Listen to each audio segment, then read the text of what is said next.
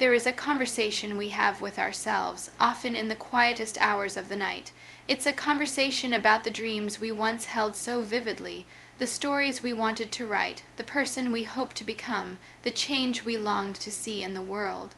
These dreams feel like the most honest part of us, the blueprint of a life that truly resonates with our soul. And yet, for so many of us, that blueprint remains folded away, a document we revisit with a mixture of fondness and regret. We tell ourselves that life got in the way, that the dream was impractical, that it was a luxury for a younger, more idealistic version of ourselves. But what if we have it backwards? What if the dream is not the luxury, but the necessity? To have a dream is to possess a unique kind of compass. It doesn't just point north, it points toward your north, a direction calibrated to the deepest longings of your own spirit. The world will constantly try to recalibrate that compass for you. It will point you toward safer paths, more conventional destinations, goals that are easily explained at a dinner party. To never give up on your dream is not an act of stubbornness. It is an act of fidelity. It is the promise you make to remain loyal to that inner compass, even when the outer world suggests you are lost. The path of a dream is never a straight line. It is a spiral. You will often feel you are circling back to the same challenges, the same doubts, the same fears. You will face moments where the distance between where you are and where you want to be seems impossibly vast. It is in these moments that the dream feels heaviest, and the temptation to set it down just for a while is strongest. But this is where the most important work happens. This is where the dream ceases to be a fantasy and becomes an engine of transformation. The struggle to hold on to it, to push through the doubt, to find a way where there seems to be no way. This struggle is not an obstacle to the dream. It is the very process by which the dream builds you. It forges resilience. It teaches patience. It cultivates a strength of character that cannot be acquired any other way. The dream is not just a destination you hope to reach. It is the chisel that sculpts you into the person capable of arriving there. Giving up on a dream is often a slow process, not a single decision. It happens in 1,000 small surrenders. It's the choice to not write that page today, the decision to postpone the application for another year, the acceptance of a reality that feels just comfortable enough to silence the whisper of what could have been. This slow surrender is a quiet tragedy because it is the gradual dimming of your own light. So, what does it mean to never give up? It doesn't mean you must charge forward recklessly, without rest or reflection. It means you keep the compass close. It means that even if you must take a detour, you never lose sight of your true north. It means allowing the dream to evolve, to grow up with you, to take on new forms as you gain new wisdom. The dream you have at 40 may not look exactly like the dream you had at 20, and that is a sign of growth, not failure. Never giving up is a daily, quiet commitment. It is the decision to take one small step, however insignificant it may seem. To read one book, to make one sketch, to have one difficult conversation, to save $1. Each step is a vote for the dream. Each step is a declaration that your deepest aspirations are not frivolous. They are the essential material of a life lived with purpose and authenticity. Your dream is not an escape from your life. It is the key to unlocking a more meaningful one. It is the thread of poetry running through the prose of everyday existence. Hold on to it, nurture it, be faithful to it. Not because you are guaranteed a certain outcome, but because the act of holding on itself, the courage to continue believing in something that exists first and foremost within you, is one of the most powerful and dignified ways to live. The world will give you countless reasons to let go. Your only task is to find the one reason that matters to you, and to never, ever give up. We often speak of dreams as if they are ethereal things, fanciful images that drift through our minds as we sleep, or idle wishes we entertain in moments of quiet boredom. We relegate them to the realm of the impractical, the childish, the optional. They become luxuries we believe we can only afford once the real work of life is complete. This is a fundamental and tragic misunderstanding. A genuine dream is not a diversion from life. It is the most vital navigation tool we possess. It is our inner compass. This compass is uniquely calibrated. Unlike a standard compass that points to a universal north, your inner compass points toward your north, a direction defined by your deepest values, your most authentic passions, and the unique contribution only you can make. It is the quiet, persistent voice that whispers of a life that feels truly integrated, where your actions are in harmony with your soul's purpose. This compass does not care for society's definitions of success or the well-trodden paths of convention. Its sole purpose is to guide you toward the terrain where you will feel most fully alive, most completely yourself. The world, however, is a powerful magnetic field, constantly trying to disrupt this delicate instrument. From a young age, we are handed other people's maps. We are taught to follow paths that promise security, approval, and external validation. These paths are not inherently wrong, but they are generic. They lead to destinations that may be respectable, but are they yours? The pressure to conform, to choose the sensible option, to quiet the inner voice that longs for something different is immense. It is the constant, subtle force that tries to recalibrate your compass to point toward a north that belongs to everyone else. To give up on your dream, then, is not a simple change of plans. It is an act of self-betrayal. It is the decision to ignore your own internal guidance system and instead follow a map drawn by someone else's hand. You may still arrive somewhere, perhaps even somewhere pleasant, but a part of you will always know it is the wrong destination. There will be a lingering sense of dissonance, a feeling of being off course, a quiet homesickness for a life you were meant to lead but never did. This is the profound cost of abandoning your compass. You may gain the world's approval, but you lose the thread of your own identity. The journey guided by this inner compass is rarely easy or direct. It will lead you through uncharted territory, through valleys of doubt, and across mountains of challenge. There will be many moments when the external world's landmarks, the promotions, the acquisitions, the visible signs of conventional success, will seem to indicate you are moving in the wrong direction. This is the ultimate test of trust.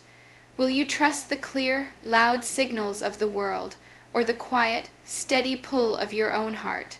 To never give up on your dream is to choose, again and again, to trust the compass. It is to have faith in a direction that may not be visible to anyone else, and to walk that path even when you cannot see the final destination. This fidelity to your inner guidance is what creates a life of integrity. The word integrity comes from the Latin integer, meaning whole or complete. A life of integrity is a life where the internal and the external are aligned. When you follow your compass, your actions are an authentic expression of who you are. There is no division between the person you are in public and the person you know yourself to be in your most private moments. This wholeness is the source of a deep and unshakable peace. It is the antithesis of the fragmentation that comes from living a life designed to meet external expectations. Therefore, nurturing your dream is not self-indulgence, it is self-preservation. It is the ongoing practice of checking your compass, of cleaning off the dust of others' opinions, and of recalibrating it through introspection and honest self-assessment. It requires creating quiet spaces in your life, moments away from the noise, where you can truly listen to its direction. Your dream, your compass, is the one thing that is entirely and uniquely yours. It is the birthright of your potential. To ignore it is to be lost at sea, drifting wherever the currents of circumstance take you. To follow it with all the courage you can muster is to embark on the only journey that truly matters, the journey home to yourself. The decision to hold fast to a dream is often portrayed as a kind of stubbornness, a refusal to accept reality, a childish clinging to fantasy. This is a profound mischaracterization.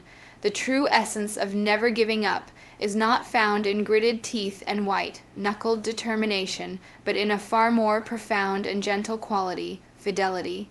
Fidelity is a word we more commonly associate with relationships, the steadfast loyalty and commitment one person shows to another. To apply this concept to a dream is to recognize that the most important relationship you will ever have is the one you have with your own potential. Your dream is not an external object to be captured. It is a living part of you, the highest expression of your inner self. To abandon it is not merely to change a goal. It is to break a sacred promise you have made to the core of your being. It is an act of infidelity against yourself. This perspective transforms the journey from a grim battle into a devoted partnership. When you approach your dream with fidelity, you are not fighting for it as if it were a prize held by an adversary. You are nurturing it as you would a cherished relationship. There are days of passion and easy connection, and there are days that require quiet, steadfast commitment. There are moments of dazzling clarity and long seasons of patient, sometimes difficult, work. Fidelity is what carries you through the latter. It is the decision to show up even when you don't feel inspired because you made a commitment. It is the understanding that love is not just a feeling, but a series of actions, and so is the pursuit of a dream. This stands in stark contrast to the stubbornness it is so often mistaken for. Stubbornness is rigid. It refuses to adapt, to learn, to bend. It often stems from ego, from a need to be right. Fidelity, however, is resilient. It is strong enough to be flexible. A faithful partner in a relationship learns, grows, and adapts with the other person. Similarly, fidelity to a dream allows the dream itself to evolve. The dream you hold at 40 may look different from the one you held at 20, not because you gave up on the original, but because you have grown together. The core essence, the why behind the dream, the values it represents, remains constant, but its outward form matures and deepens. This is not a failure of loyalty. It is the hallmark of a living, breathing commitment. This fidelity also serves as an anchor in the storm of external opinion. The world is full of well-meaning advisors who will suggest more sensible paths. They will point out the risks, the improbabilities, the sheer impracticality of your dream. Stubbornness might respond with defiance, a digging in of heels that can be exhausting. Fidelity responds with a quiet, centered conviction. It is an internal state of alignment that is not easily shaken. You listen respectfully, but your commitment is not up for debate because it is not based on external logic. It is based on an internal covenant. You are not trying to prove the world wrong. You are simply being true to a promise you made to yourself. Ultimately, this fidelity is the practice of self-respect. Every time you choose to take a small step toward your dream, you are telling yourself you matter. Your aspirations are valid. I believe in you. You are building a history of trust with yourself. Conversely, every time you surrender to doubt or convenience, you erode that trust. You teach yourself that your own word is not binding. A life built on this pattern of self-betrayal is a life of quiet regret, a fundamental sense of having let oneself down. Therefore, to never give up on your dreams is an ongoing act of love for your future self. It is the daily, sometimes mundane, practice of fidelity. It is the quiet voice that says, I remember the promise, I am still here, we are still moving. This is not the stuff of dramatic movie montages, it is the stuff of character. It is the slow, patient building of a life where your actions are in perfect harmony with your soul's deepest longings. And in that harmony lies a peace and a sense of purpose that no external achievement can ever provide. We often imagine our dreams as distant destinations, beautiful cities on a faraway hill that we hope to reach one day. We see the journey as a series of obstacles standing between us and that glorious arrival. From this perspective, the struggles we face are merely inconveniences, hardships to be endured for the sake of a future reward. But this view fundamentally misunderstands the alchemy of a dream. The dream is not just the reward waiting at the end of the path. The dream itself is the chisel, and the struggle is the process of sculpting. A dream begins as a block of raw potential, a beautiful, unformed mass of what could be. It is full of promise, but it lacks definition, strength, and character. It is the vision of being a writer, before you have faced the tyranny of the blank page, the dream of being an entrepreneur, before you have navigated the sting of rejection, the dream of a transformative relationship, before you have done the difficult work of vulnerability and forgiveness. In its raw state, the dream is innocent, but it is not yet resilient. The struggles we encounter are not enemies of the dream. They are its most essential teachers. When you face a setback, you are forced to re-examine your approach. You must problem, solve, adapt, and innovate. This process carves away impulsivity and replaces it with strategy. It refines your methods. When you experience doubt, your own or that of others, you are compelled to look inward and ask, do I truly believe in this? The act of answering that question, of reaffirming your commitment in the face of uncertainty, chisels away superficial motivation and forges a conviction made of much stronger stuff. It defines your why. This transformative process is often painful. The chisel, by its very nature, applies pressure. It removes material. There is friction, resistance, and dust. We would not choose this discomfort if given an easier alternative. But it is precisely this pressure that reveals the true form hidden within the block of marble. Without it, the potential remains just that, potential, a beautiful idea that never becomes a tangible reality. The dream requires the resistance of the real world to gain its shape, its strength, its beauty. This understanding reframes the entire experience of difficulty. The long hours, the rejections, the failures, they are not signs that you are on the wrong path. They are signs that the chisel is at work. Each challenge is sculpting a specific quality in you. Patience is not learned in times of ease, it is carved by waiting. Resilience is not born from success, it is forged in recovery from failure. Courage is not the absence of fear, but the character trait shaped by moving forward despite it. The dream is the vehicle for this transformation. It provides the compelling vision that makes you willing to submit to the sculptor's tools. Ultimately, the person who finally achieves the dream is not the same person who first conceived it. The journey has changed you. The dreamer who arrives at the destination has been fundamentally reshaped by the path they walked. The dream was the constant, the North Star, but the struggle was the curriculum. You did not just reach the dream, you became the person capable of living it. Therefore, to wish for an easy path is to misunderstand the purpose of the journey. It is to ask for the sculpture without the chisel. The dream without the struggle would be hollow, like a gift you did not earn. Its value lies not only in the outcome, but in the person you are forced to become in its pursuit. The dream is the blueprint, but the struggle is the construction site where you, the builder, are also being built. You are both the sculptor and the stone, the dreamer and the dream, being shaped into a whole, resilient, and authentic version of yourself through the faithful, difficult, and glorious work of never giving up. We often imagine giving up as a dramatic, singular event, a moment of crisis where we throw our hands in the air and declare, I quit. We picture a scene of finality, a door slamming shut, but for most dreams, this is rarely how the end comes. The death of a dream is typically not a sudden catastrophe, but a quiet, almost imperceptible process of erosion. It happens not with a bang, but with a whisper, a slow surrender composed of 1,000 small, seemingly reasonable compromises. This slow surrender begins in the language of practicality. It starts with a single harmless phrase, not right now. The dream is not abandoned, it is merely postponed. I'll start the business after I have more savings. I'll write the novel when the children are older.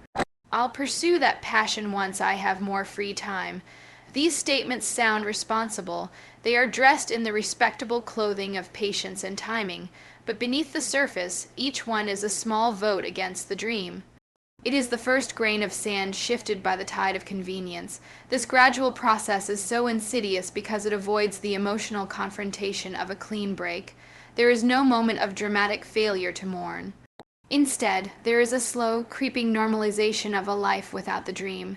The space that was once reserved for the dream, the early morning hour for writing, the weekend afternoon for painting, the mental energy for planning, is gradually filled with other, more immediate demands. These demands are often legitimate: a pressing work deadline, a family obligation, simple exhaustion. No single compromise feels fatal. Each one seems like a necessary adjustment to the realities of adult life. But the cumulative effect is devastating. With each postponed action, the dream becomes less real. The vision fades. The muscle of ambition, once flexed with excitement, begins to atrophy from disuse. The dream, which once felt like an urgent, pulsing part of your identity, slowly transforms into a distant, sentimental memory, a nice idea you once had. You become a spectator to your own potential, watching the ghost of your ambition flicker and fade without the pain of having ever actively killed it. This is the quiet tragedy. The dream doesn't die, it is gently suffocated by the pillow of practicality. This slow surrender is also a process of acclimatization. You grow accustomed to the dimmer light. The restlessness you once felt, the nagging sense that you were meant for more, is gradually muted. You learn to accept a smaller version of your life, a version that is comfortable, manageable, and safe. The sharp edges of your ambition are worn smooth by the constant friction of compromise. The world applauds this maturation, this settling down. It mistakes the extinguishing of an inner light for the gaining of wisdom. The greatest danger of this slow surrender is that it becomes a self-fulfilling prophecy. By consistently choosing the path of least resistance, you reinforce the neural pathways of inaction. You build an identity around being too busy or not ready. The dream becomes so distant that the thought of reviving it feels overwhelming, like trying to restart a cold engine. The gap between your current reality and the dream seems so vast that bridging it feels impossible, and so you stop trying. The slow surrender is complete not when you actively renounce the dream, but when you simply stop hearing its whisper altogether. Therefore, guarding against this slow surrender is the most critical daily work of dream preservation. It requires a vigilant awareness of those small, seemingly innocent compromises. It means recognizing not right now for what it often is, the beginning of never. The antidote is not a single heroic effort, but a relentless commitment to small, faithful actions. It is the decision to write one paragraph today, to make one sketch, to research one step, even when it feels insignificant. These small actions are not about making monumental progress. They are about keeping the embers of the dream alive. They are a declaration that the dream still has a claim on your present, not just your future. They are the daily resistance against the slow, comfortable, and ultimately soul-crushing surrender that is the true enemy of every great aspiration. The path to a grand dream can feel impossibly long. When we look up at the distant summit, the sheer scale of the journey can be paralyzing. The distance seems so vast, the climb so steep, that the mere thought of beginning exhausts us. We wait for a surge of motivation, for a clear stretch of time, for the perfect conditions that will allow us to make a heroic leap forward. And while we wait, the dream remains exactly that, a distant, beautiful, and unattainable summit. The secret, however, lies in a radical shift of focus, away from the intimidating peak and onto the very next step. The monumental is achieved through the practice of small, faithful steps. This practice is an act of profound wisdom. It understands that willpower is a finite resource, like a muscle that fatigues.